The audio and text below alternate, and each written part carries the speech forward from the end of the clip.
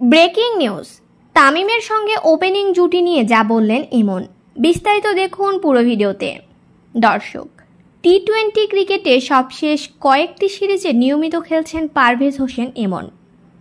প্রতি ম্যাচে রান করতে না পারলেও এই ওপেনার নিজের সক্ষমতার প্রমাণ রেখে চলেছেন।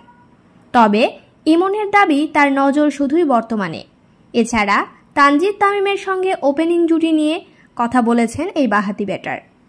পাকিস্তানের বিপক্ষে ম্যাচ জয়ের পর সংবাদ সম্মেলনে ইমন বলেন, আমি আসলে বর্তমানে থাকার চেষ্টা করছি। আগেরটা শ্রীলঙ্কাতে শেষ হয়ে গেছে। আমার ফোকাস ছিল এই সিরিজে। নেক্সট বল কি হবে সেটাই ভেবেছি সবসময়। শেষ সিরিজ ভালো খেলে এসেছি শ্রীলঙ্কা থেকে, তাই সবাই অনেক আত্মবিশ্বাসী। চেষ্টা করছি এই আত্মবিশ্বাসটা ধরে রাখার। সাম্প্রতিক সময়ে ওপেনিংয়ে তানজিদ হাসান তামিম এবং ইমনের জুটিটা বেশ জমেছে। দুজনের মধ্যে যে কোনো একজন এক একদিন রান করছেন। এই প্রসঙ্গে ইমন বলেছেন, অবশ্যই আপনারা যদি ভালো বলেন, একজন না একজনকে তো খেলতেই হবে। টি-20তে যেদিন যে সেট হয় সে এমন ইনিংস খেলতে পারলে ভালো।